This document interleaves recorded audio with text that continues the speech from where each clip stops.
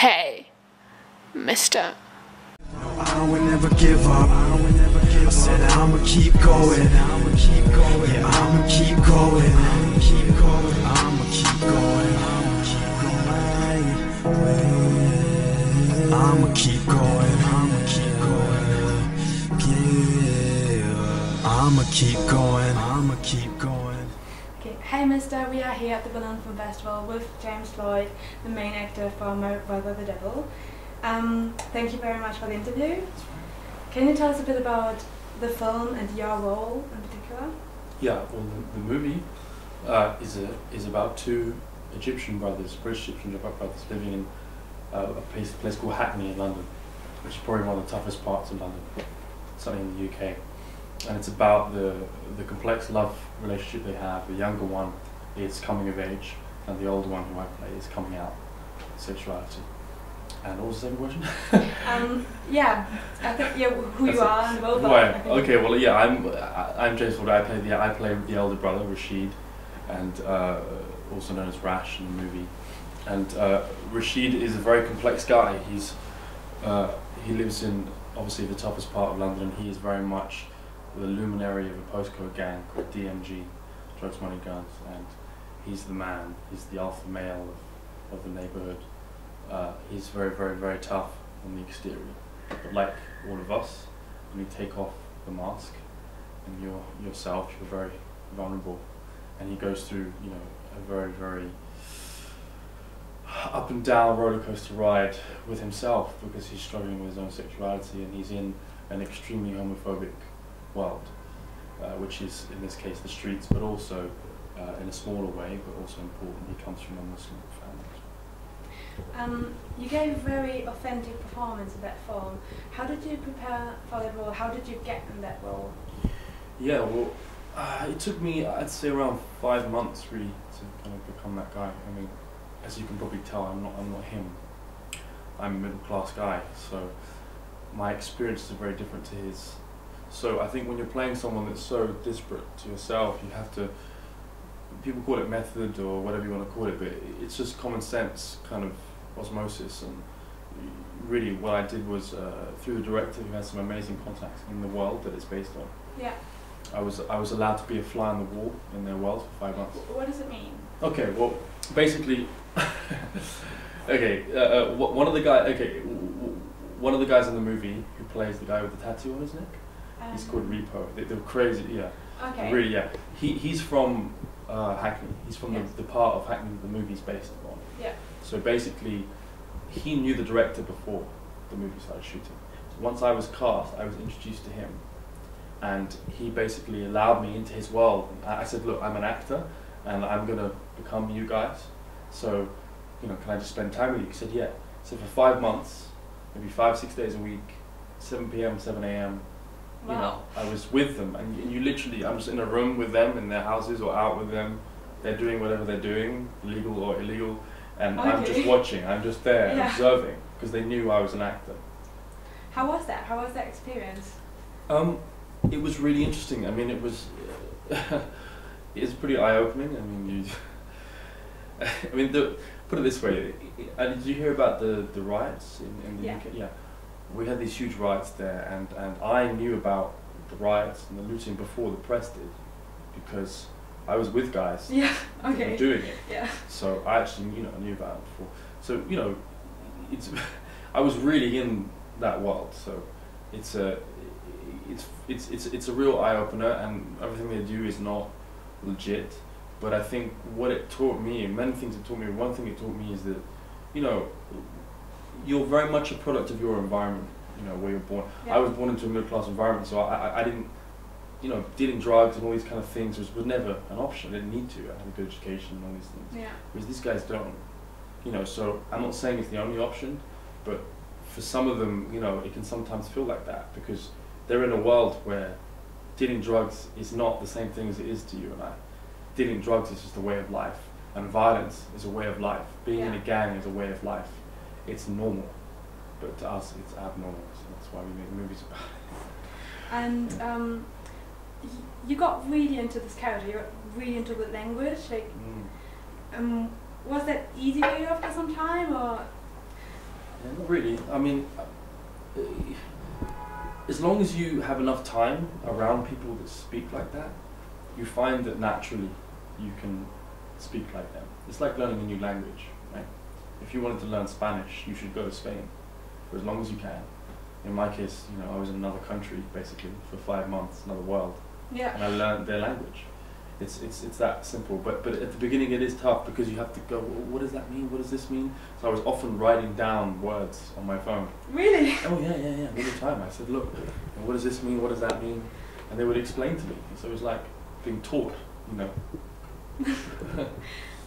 It's hard to imagine that, like, it's you're hard going to to imagine, this journey and then... Yeah, it's hard to measure, but actually it's difficult at the beginning, but you find that it's with time it's easier than you think, because it naturally, you know, when you're in a world for that long, it naturally comes, it becomes normal. It's like, you know, if you spent a lot of time with your family for 5 months straight, you would be able to understand and imitate and be every single member of your family. You wouldn't even realize it, but you would. Yeah. That's why you understand your family so well. You understand how they think, how they speak. You know, it's the same thing. My brother Devil deals with a lot of like social political topics such as gangs, crime, gender, homosexuality, second generation immigrants. Did this appeal to you, like when you heard of the story, or do you have any connection with these topics, or do you think they have an importance at the moment in the UK? Yeah, I think so.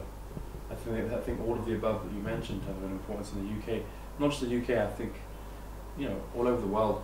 I think it's all in Sally's script.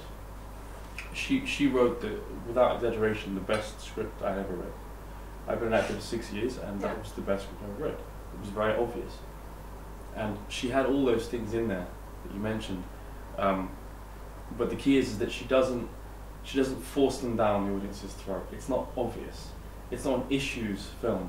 You see what I'm saying? Yeah. She doesn't go, well, you know, this is how it is for... She doesn't smash the topics in the face of the audience. Exactly. Yeah. And I think that's one of the reasons why the reception has been so incredible here in Berlin and in Sundance and other places. Yeah.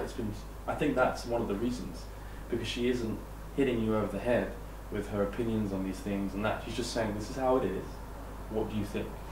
And then to answer the second part, yeah, I think it's very relevant in the UK. All the things you mentioned, for many reasons, because of things like the riots that happened, but many other things. You know, I mean, we've had so many things that are going on right now that make our film just that little bit more relevant. But I think the key is that she's written a specific story that has universal themes. You know, with the obvious themes, they're there: sexuality, second generation immigrants, you know, coming from a lower class background, all those kind of things from the street. But really, in my opinion, when you boil it down, it's a love story. It's about two brothers and the unconditional love that they end up having for each other. And also it's about being yourself in a world that doesn't allow you to be you. That's really, in the film, there are some amazing fighting scenes. Like, it was like really great performed by you. And so did you have a choreographer for that? Or how did you train for that? Yeah.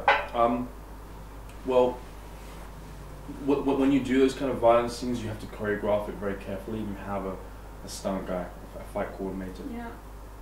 So not a stunt guy, a fight coordinator, because I was doing the stunts myself. But I think it's almost like it's like a dance. You know, you learn all the moves. Yeah. But when you do the dance, you forget the moves because you know them. So then you can be free, and you can improvise. You know what I mean? You don't want to do the same moves over and over again. You want to have the basis there, but you want to improvise within that. So every take is different. But the reason that those scenes come across as so authentic and raw is because of the way we shot it and the angles, but the editing as well. The editing is key, you know. Yeah. And I think Sally El-Hosseini, the director, and the editor, Ian Kitching, I think did an amazing job with that. Because it makes you kind of, you know, jump at the right moments and hits you. Exactly. Right. A lot of that is editing. You know, it's the key to that, because you can really screw it up in the editing room if you get it wrong. And our last question. Yeah. Your film, as you mentioned, it was at Sundance. It won the prize for best cinematography. It's now at the Berlin Film Festival. Great reception so far. How is it to be in Berlin, and what do you think is the unique? What do you think is unique about the Berlin Film Festival? Oof, Berlinale has been. I mean, I don't know what to say without coming up with these huge words. I mean, it's just incredible to us because the screens here are unbelievable. The best quality screens we've ever seen in the world, and they're huge. And you have huge audiences. I mean, 1,600 people watched our European premiere, and they didn't stop clapping for 10 minutes straight after. I mean, that's a very humbling, beautiful, but overwhelming experience, you know, for us. And it's huge for the movie because it just adds to the buzz, and it really puts us out there. And it means that a movie like this can be seen by a lot more people in cinemas, you know. And I think what makes it unique here, I think, is the fact that it's such a big platform in Europe. You know, it's such a big platform in Europe.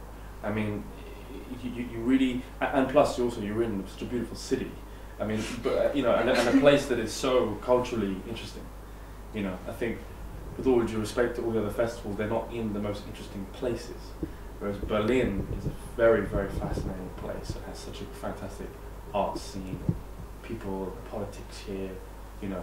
So I think that's what, for me, you know, really clinched it. But I mean, it's been, you know, we owe a lot to the Berlin Film Festival.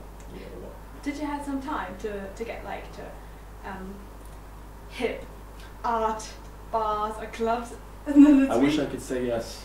I wish I could say yes, but actually I've been running around like a headless chicken. You know, going to this interview, that interview, and screenings and Q&As. Today, I mean, we have 2 award ceremonies to go to. We have so many things. I mean, it's just, you know, so. But it's the atmosphere, right? Oh, the atmosphere to be here. The atmosphere's here. You don't have time to go to a museum, whatever. But it's like it's kind of the flair, isn't it? Yeah, you can taste it, and it's in the people. You know, I've got a few friends who live here. A very good friend of mine is an actor here, Nikolai Kinski, and you know, we really kind of, you can taste it. You know, with him and his friends, they're just there. You know, they use this very unique kind of feel to them that I think is the same as the festival. Okay, great, very interesting. Thank you very much No, for sharing thank you very much. all your opinions, I'm glad you saw it. and thank you very much for the interview. Yeah, thank you. Okay.